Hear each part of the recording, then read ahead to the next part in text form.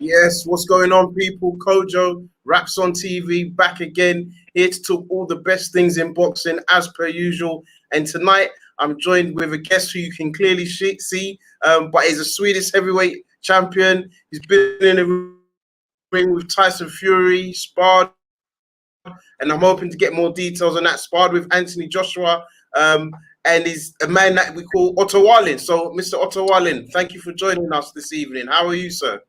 Thank you. I'm very good. Thanks for having me.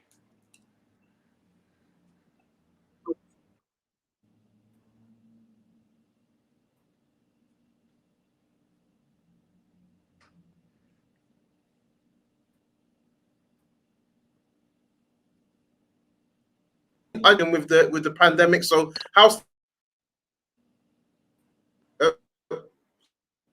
sorry, you may have lost me there. How have things been for you and your family the last few months?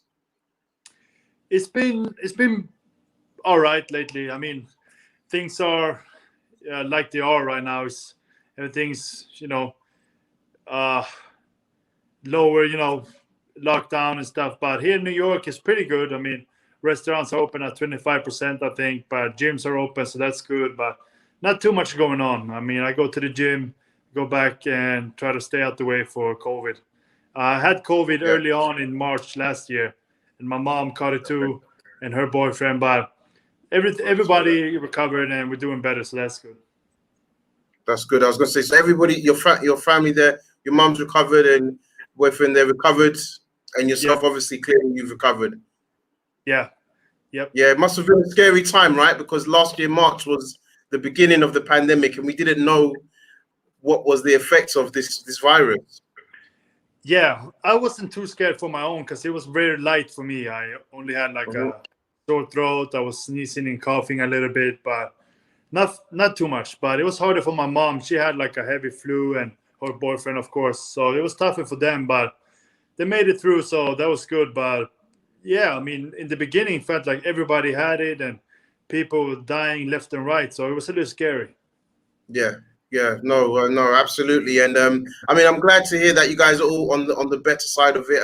I mean, how was training during this pandemic? We spoke to a lot of fighters, and it was kind of some were able to keep in the momentum, others kind of lost momentum just because they couldn't access the gym. How was it for you the last few months in terms of training? Yeah, last few months here now has been good because the gyms have been open, so I've been able to do all my training in the gyms, and that's been good. But in the beginning, it was hard because it was shut down here in New York, so I had to I bought a stationary bike, I borrowed some weights, and bought some stuff and borrowed more and made a little gym in my apartment. So I was training a lot in my apartment and made the best out of it. But then, of course, when the gyms opened back up, it was so much easier. Yeah, and just out of that, so you fight out of New York now? Are you a New York sort of? Is that the way you're listed as your home place for fighting, for boxing? Yep. Yeah, I've been here for almost 4 years now, so nice. It's home now. Yeah. Oh, cool. No, that's really good. And yeah, I mean, again, good to hear from you, and good to see that you're fighting well. I mean, I did want to ask, just for our audience, it's the first time we're speaking. How did you get into boxing? Obviously, I know you're Swedish native, so just really intrigued about that story, your amateur career, and what gave you the love for the sport. So when I was a kid, I played football, ice hockey, stuff like that. But then when I was 15, 16, I felt like I wanted to try boxing because my father had been a boxer and my brother also. So I went to the boxing gym and I just fell in love with it. I felt like, this is really for me, and I never felt that before. It was just great for me, and it gave me like a purpose and everything. It was great to have something to work for, and I pretty much just fell in love with it right away. And then I had about 46 amateur fights, I think, and then I turned pro in 2013 when I was 22. So, yeah.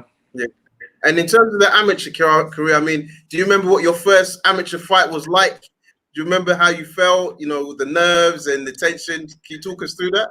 Yeah, so at first in Sweden, you start with light contact fights.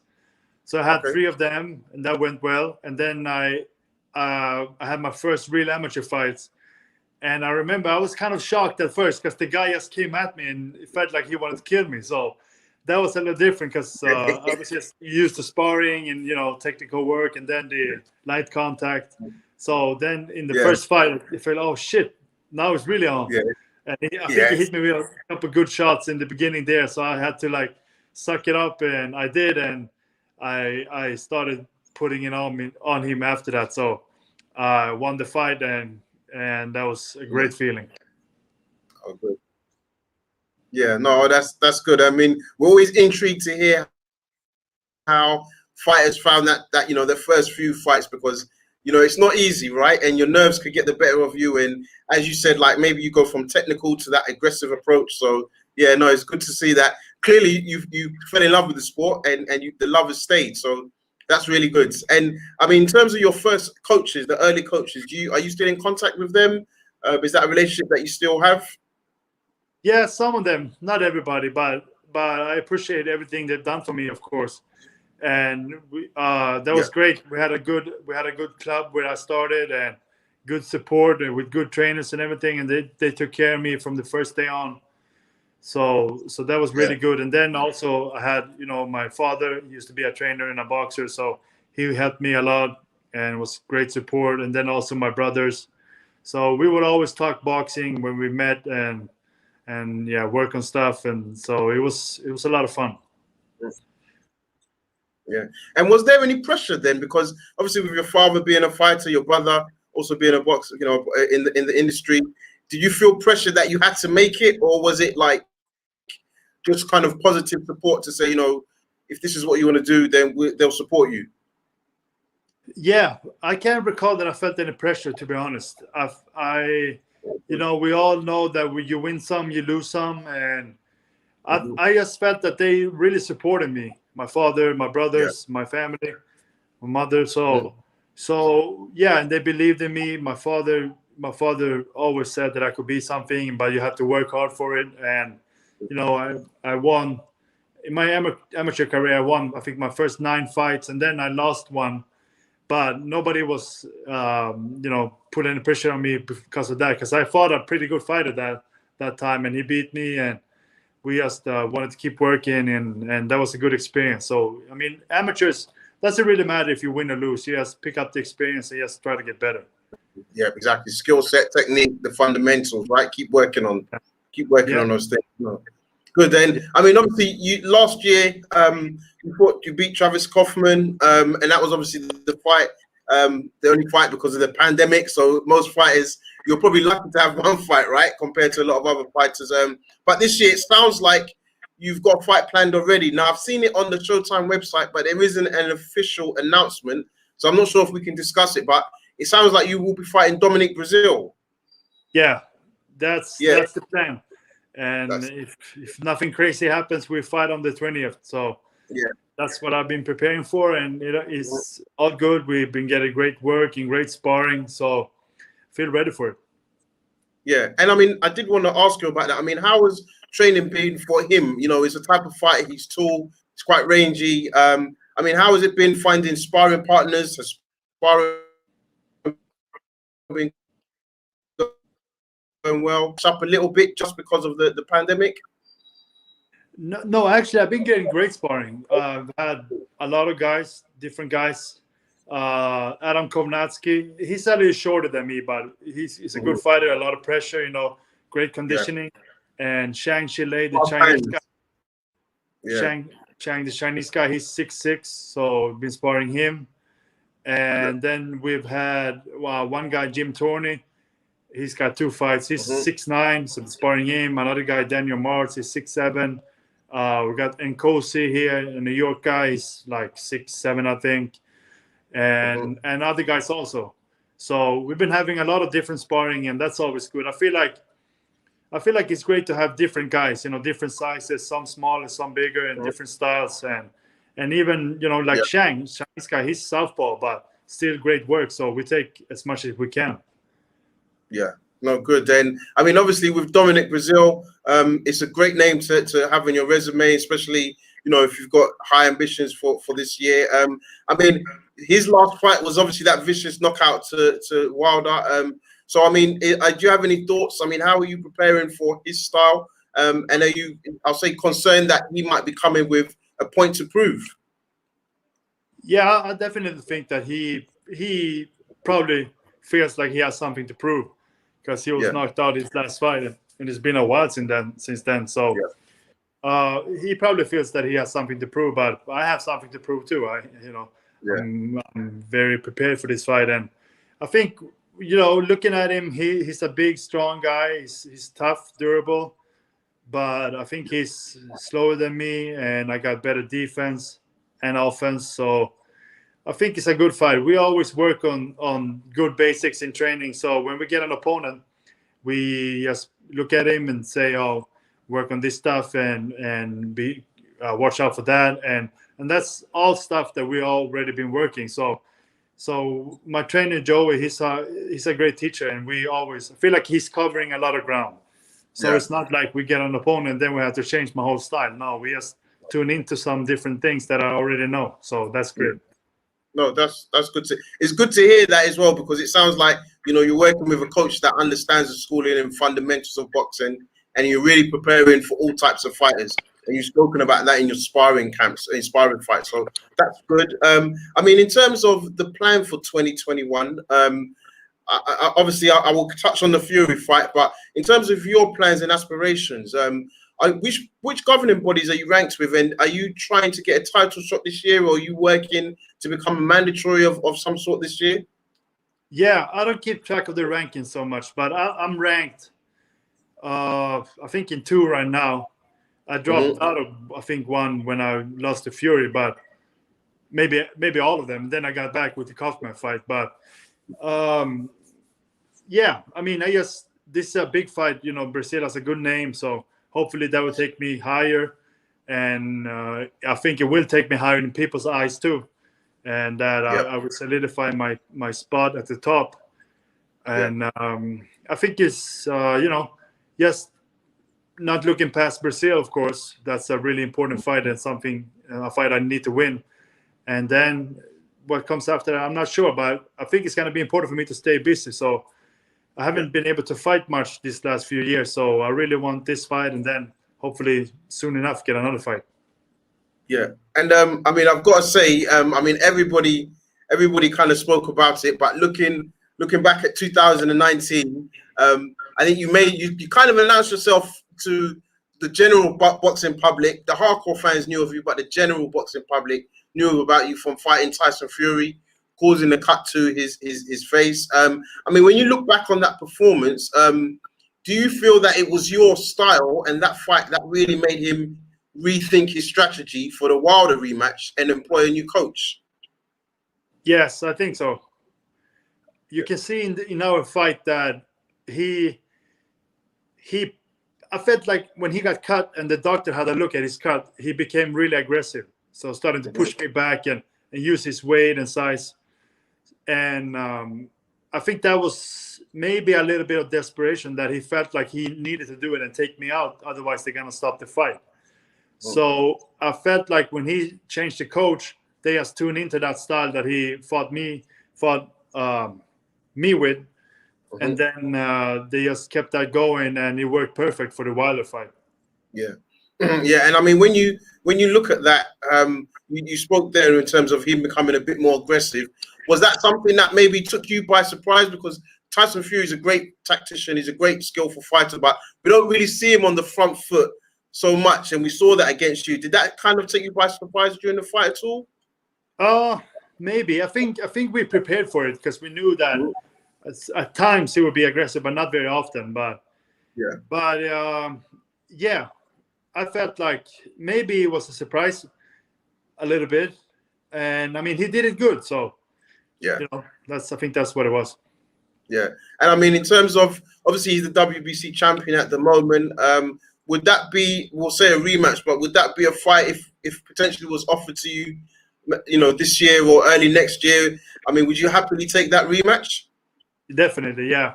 I've been wanting that since the last fight now, and I felt like in the fight, there was some huge cuts he had. He had 2 cuts, so Yeah.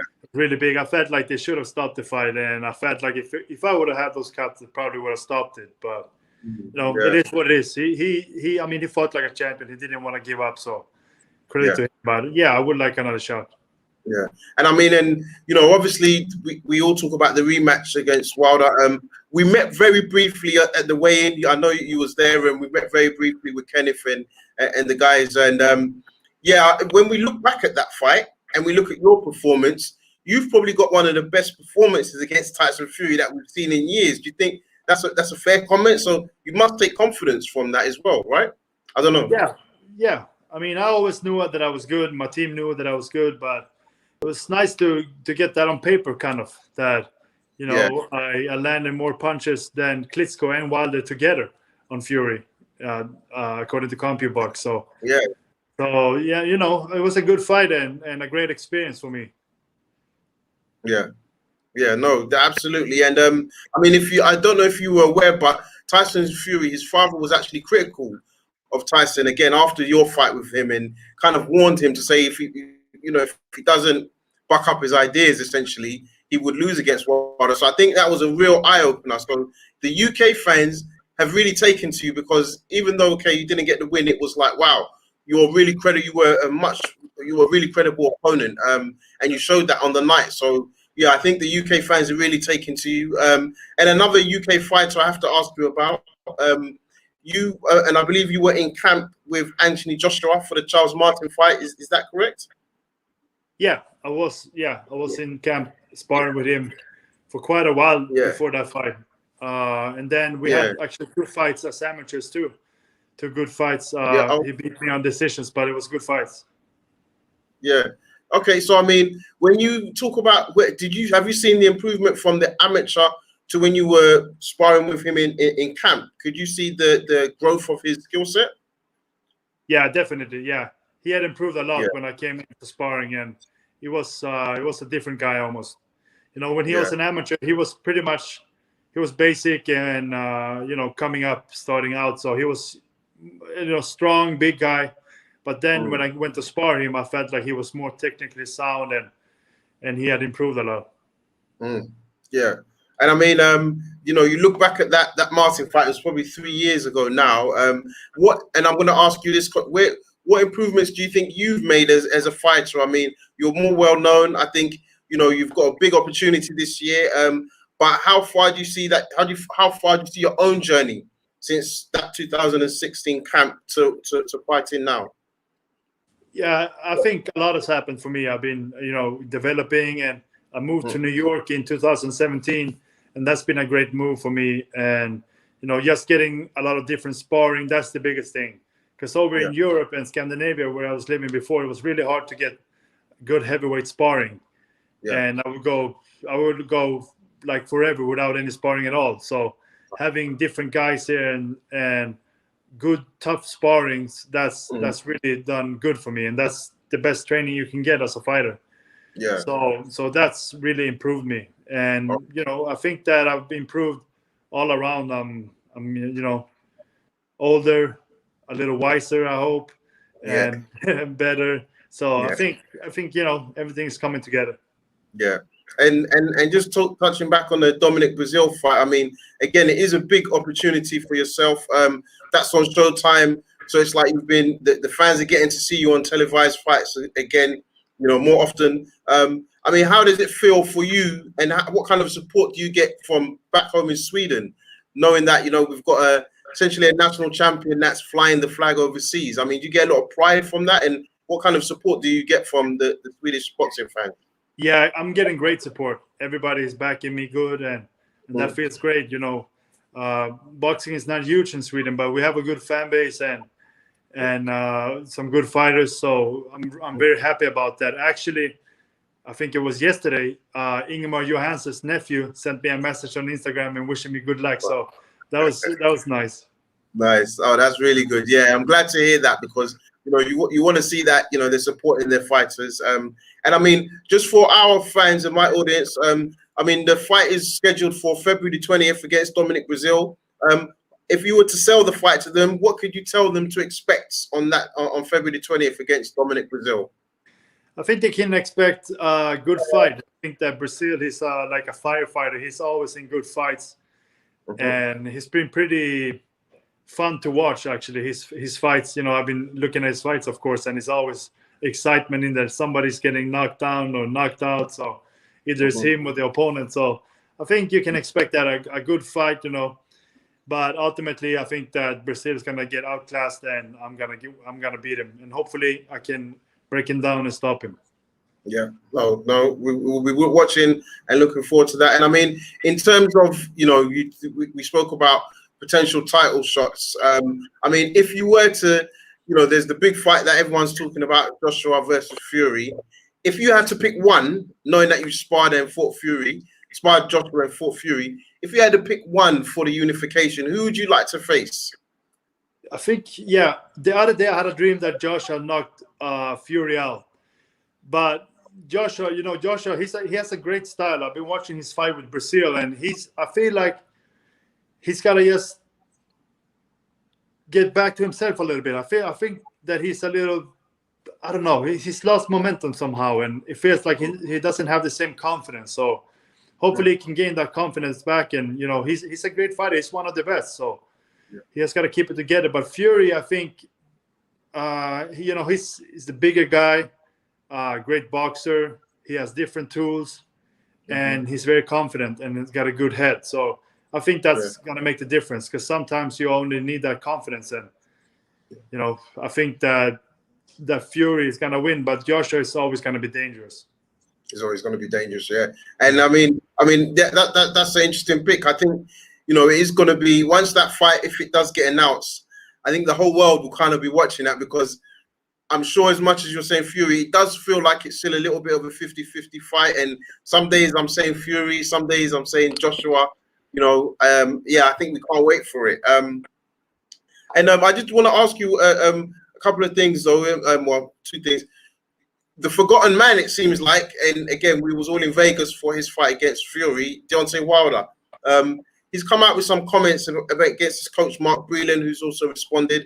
I mean, if you've seen any of that, what's your thoughts about how that loss has affected him? Because, earlier in the conversation, you said you win some, you lose some. But I don't know, Wilder's response to that loss doesn't seem to be anything to be positive about. No, like you guys say, it's rubbish. It doesn't make sense. It doesn't make sense. The things he said about Breland, I think the Breland was the only person looking out for him that night. And, he looked out of there. He was pretty much out on his feet, and he was bleeding from his ear, and it looked terrible. So he was getting knocked out, and Breland saved him. And then to get thrown under the bus by Wilder and the other trainer. Yeah, too bad. So they ended up firing Breland, and Wilder keeps saying that he spiked his water and stuff.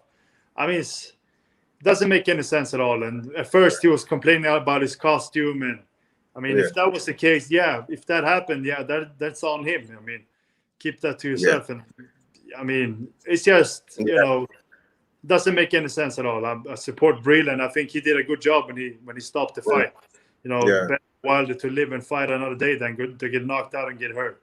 Exactly. I mean, I think, I always go back to Joshua's loss. And it's not because he's a British fighter. I'm a fan of both Joshua and Wilder and a lot of the guys. And I always said that Joshua was criticized for kind of just accepting the loss and saying Ruiz won. And a lot of people criticized him. And I said to people, look, you have to accept that he's just not giving any excuses. He's just taking it on his chin and enacting the rematch, where I feel like with Wilder, he's kind of let himself down. Now, I'm not a fighter. But it's one of those things where you just think it leaves a bad taste in your mouth, and it's not good for the sport.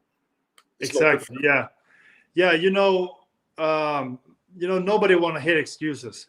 Yeah. Doesn't matter. I mean, I don't think anybody wants to hear it. And he lost to a better guy, and Fury is a great champion. So he got beat. Come back and try to beat him next time. Exactly. So I don't know if you can see on the screen there, Otto, but we've just got a question from Sam Day. He's asking, what's the boxing scene like in Sweden? It's not bad. we have Badu Jack. He's living over here in the US, of course. We got me. We got Anthony Jigget. He's over in Sweden.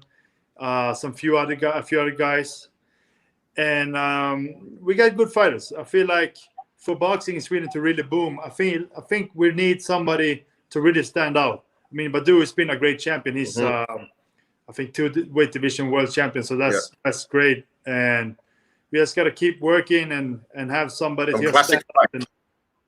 Sorry. No, I'm saying he's been in some classic fights. The James DeGale, the Pascal Jean fight. Yeah, Jean Pascal. Yeah. Yeah, Badu Jack's he's one of the best coming out of Sweden ever. So he's been a great fighter, and I think we got some good amateurs too coming up. I haven't been able to keep track as much now, but professional boxing was forbidden for about 40 years, from the 70s to 2000 something. So we try to grow it back up. Yeah. So we had our first. They allowed it again in 2007, but then there was restrictions, so we could only go 4 rounds. But then we had some fights there go longer. I think starting in 2015, we had some 12-round fights and stuff, and I had a couple fights over there in my hometown, so that was good. So yeah, we just got to keep working, and I think the media is picking up and following us. So yeah, hopefully it's get better and better. Yeah, I mean that must have been interesting when there was a ban. I mean, how did that work for the amateurs? So was there no boxing clubs, no amateur scene, no like Olympic boxing, nothing? Yeah, there was always amateur boxing. That was never forbidden, but professional boxing was forbidden.